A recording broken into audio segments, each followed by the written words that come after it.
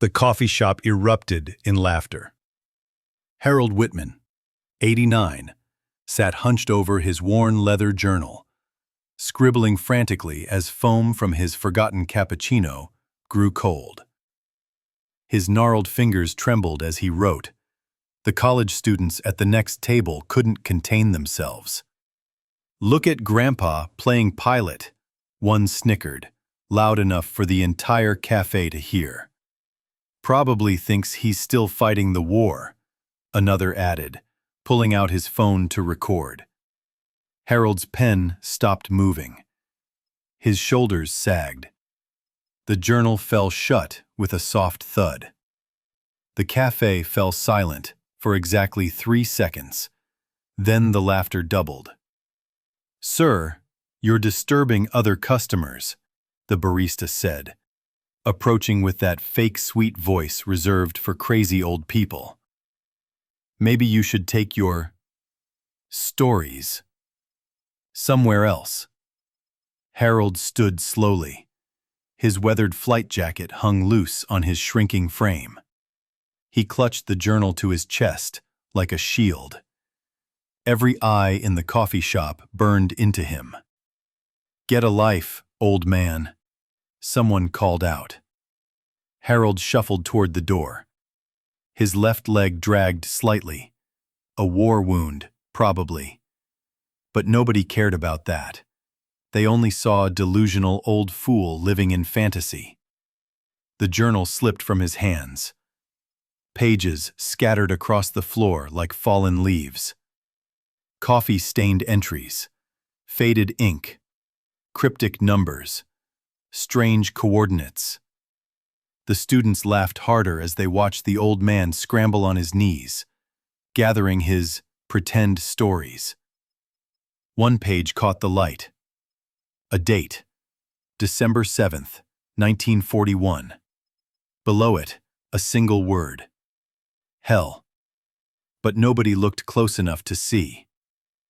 3 weeks later, Harold was dead. Heart attack.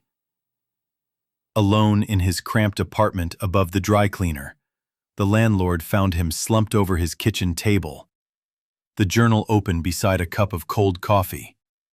"Poor old bastard," the landlord muttered, shoving Harold's belongings into boxes.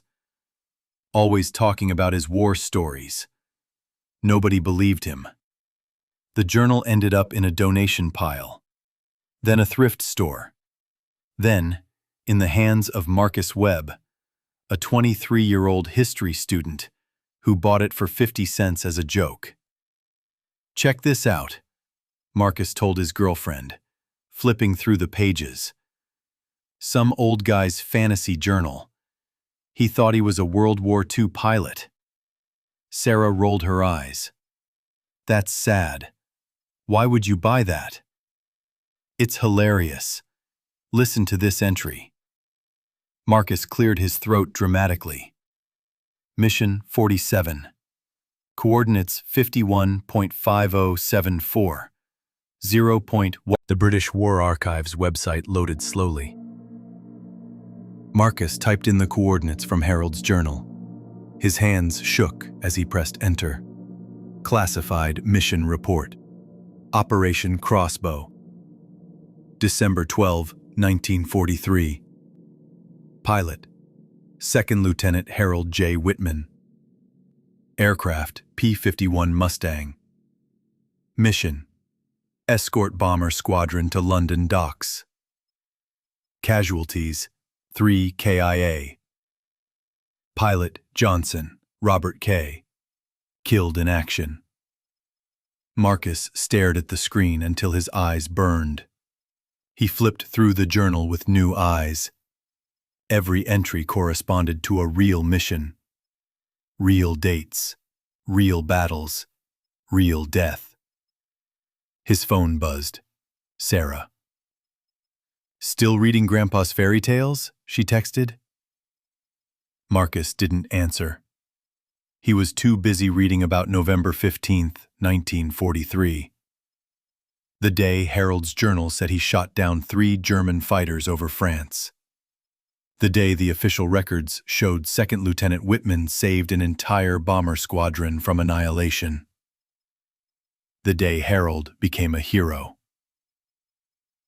But the journal entries weren't about heroism. They were about guilt. Miller went down in flames. 19 years old. His mother will never know he died screaming my name. Flew 14 hours straight. Hands won't stop shaking. Can't sleep, can't eat. Can't forget Willis getting torn apart by flak. They want to give me another medal. I want to give them another pilot. Lost 4 good men this month. 4 boys who trusted me to bring them home. Marcus turned page after page. Each entry was a knife to the heart. This wasn't some old man's fantasy. This was raw, bleeding truth. The breakthrough came on page 127. June 6, 1944. D-Day. They're calling it the beginning of the end. Flew 17 missions over the beaches. Watched boys die in the surf. Watched them climb those cliffs anyway. Never seen anything like it. Never want to see anything like it again. Marcus's hands trembled as he typed D-Day pilot Harold Whitman into the search engine. The first result made him gasp. Forgotten heroes of D-Day. The pilot who saved thousands. The article was from a military history website. The photo showed a young man in a flight jacket, squinting into the sun. The same jacket Harold had worn in the coffee shop. Second Lieutenant Harold J. Whitman flew 34 missions over Normandy on D-Day alone. When German fighters broke through Allied lines and threatened to strafe American troops on Omaha Beach, Whitman single-handedly engaged 12 enemy aircraft. He shot down 4 and drove off the rest, saving an estimated 2,000 American lives. Marcus scrolled down. More photos, more stories, more proof. Whitman's aircraft was severely damaged in the engagement. He nursed his crippled P-51 back to base on one engine, landing wheels up in a field in England. When medics pulled him from the wreckage, he was still clutching his flight journal. The final photo stopped Marcus cold. Harold's journal. The same leather cover. The same brass corners. The same coffee stains from decades of memories. At the bottom of the article, an update from 2019. Harold Whitman, now 87, was recently located living in Chicago. Despite repeated attempts to contact him for this story, he has declined all interviews. A spokesperson for the Veterans Administration says, Whitman has refused all military honors and publicity. He just wants to be left alone, the spokesperson said. Marcus's phone fell from his hands. They had mocked a legend. The coffee shop looked different now. Smaller. Meaner. Marcus stood where Harold had stood 3 weeks ago, holding the journal like a sacred text. "Excuse me," he said to the barista. "Do you remember an old man who used to come in here? He wrote in this journal." The barista's eyes flicked to the journal, then away. "Oh, him. Yeah, he was weird. Always scribbling. Made customers uncomfortable." "Did you know he was a war hero?" "What?" The barista laughed. "That crazy old guy? He was just some homeless dude with fantasies." Marcus opened the journal to a page he'd bookmarked. June 6, 1944. D-Day. He saved 2,000 American lives. The barista's smile faded. "That's not... He couldn't have..." "He shot down 4 German fighters, single-handedly. While American boys were dying on the beaches, he was up there fighting to keep them alive." The coffee shop went quiet. The same silence that had followed Harold's humiliation. But this silence was different.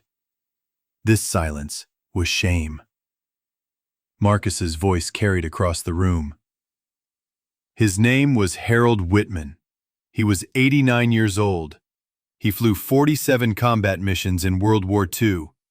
He saved thousands of lives. And you laughed at him. A college student at the corner table shifted uncomfortably. "We didn't know." "You didn't want to know," Marcus's voice cracked. "You saw an old man with stories and decided they were lies. You saw a hero and called him crazy." The barista's face had gone pale. "Is he... Can we apologize?" "He's dead." The words hit the room like a physical blow. Someone's coffee cup clattered to the floor. The espresso machine hissed and fell silent. Marcus opened the journal to the last entry. Harold's handwriting, shaky but determined. May 15, 2024. Last mission. They still don't believe. Maybe that's better. Heroes aren't supposed to be old men in coffee shops. Heroes are supposed to be young and brave and perfect. I was never perfect. I was just scared. We all were. But we flew anyway. That's all heroism is. Flying when you're scared. Fighting when you're tired. Saving people who will never know your name. I did my part. Time to go home. Marcus closed the journal. The silence stretched like a held breath. "His funeral is tomorrow," Marcus said quietly. "St. Patrick's Cemetery, 2 p.m. In case anyone wants to pay their respects." He turned to leave, then stopped. He never wanted recognition. He never wanted medals or parades. He just wanted to be left alone with his memories. But you couldn't even give him that. The funeral was supposed to be small. Just Marcus, the priest, and a handful of veterans from the local VFW post.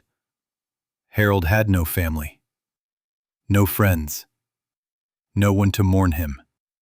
But word spreads fast in the internet age. Marcus had posted the D-Day article on social media. It went viral overnight. #Remember Harold trended on Twitter. The video of Harold being mocked in the coffee shop surfaced and spread like wildfire. By 2 p.m., St. Patrick's Cemetery was packed. Veterans in uniform, college students with homemade signs, families with children, the barista from the coffee shop, tears streaming down her face, the students who had laughed at Harold, standing silent and ashamed. A military honor guard marched to the graveside. The flag-draped coffin reflected the afternoon sun. The bugler played taps, and the sound echoed off the headstones like a final salute. But the real moment came when Colonel James Morrison stepped forward. Morrison was a legend himself. Vietnam veteran, Medal of Honor recipient. He'd flown from Washington, D.C., just for this funeral. "I never met Harold Whitman," he said, his voice carrying across the crowd. "But I knew of him. Every pilot in the Air Force knows of him. We study his tactics. We read his mission reports. We try to live up to his example." The crowd leaned forward. Even the wind seemed to pause. On June 6, 1944, Harold Whitman did something that military historians still call impossible. He engaged 12 enemy fighters alone and won. He saved 2,000 American lives. He changed the course of D-Day. Morrison's voice cracked. And, in the last weeks of his life, strangers laughed at him. They called him crazy. They told him his stories were lies. A sound rippled through the crowd. Not quite a sob, not quite a sigh, the sound of collective shame. But Harold knew something they didn't. He knew that heroism isn't about recognition. It's about doing what's right when no one's watching. It's about carrying the weight of other people's lives. It's about living with the choices you made in the dark.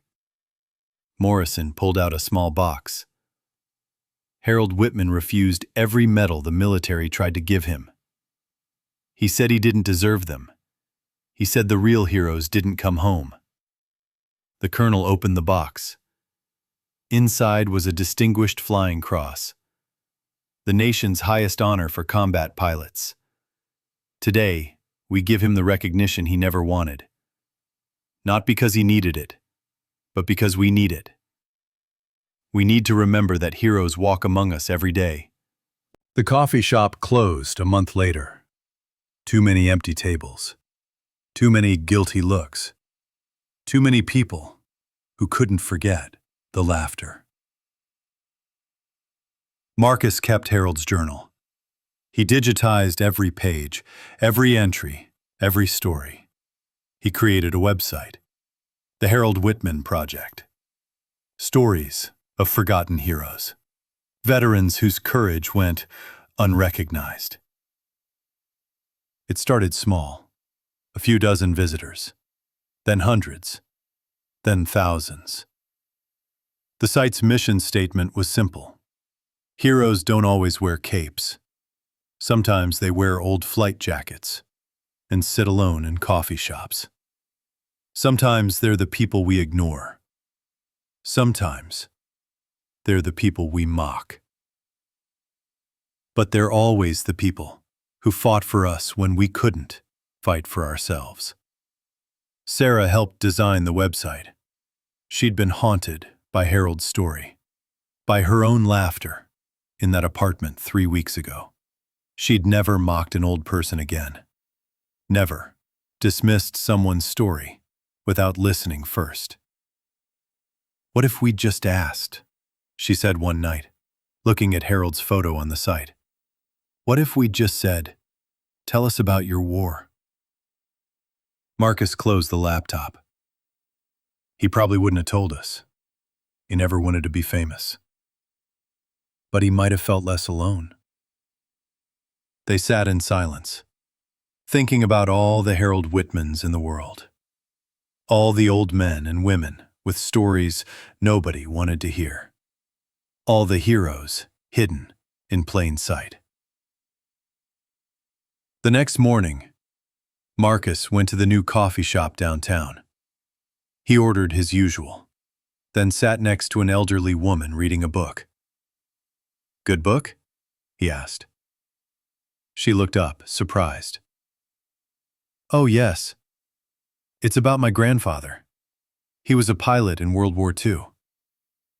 Marcus smiled. "I'd love to hear about him." Her eyes lit up. "Really? Most people aren't interested in old war stories. I'm very interested." And for the next hour, Marcus listened. He listened to stories of courage and sacrifice. He listened to memories of a generation that had saved the world and then quietly returned to normal life. He listened because Harold had taught him something important. Heroes don't always announce themselves. Sometimes they just sit quietly, waiting for someone to care enough to ask. Sometimes they write their stories in worn leather journals, hoping someone will read them. Sometimes they die alone, their courage unrecognized. But sometimes, if we're lucky, if we're paying attention, we get the chance to say thank you. Harold Whitman never got that chance, but his story lives on. Harold's journal now sits in the Smithsonian's National Air and Space Museum. Visitors can read his entries, see his photos, learn his story. The plaque beside the display reads, "Harold J. Whitman, the hero among us." But the real memorial isn't in a museum. It's in the lives he touched without knowing it. In the people who learned to listen. In the stories that didn't die with him. In the reminder that heroes walk among us every day. We just have to care enough to see them.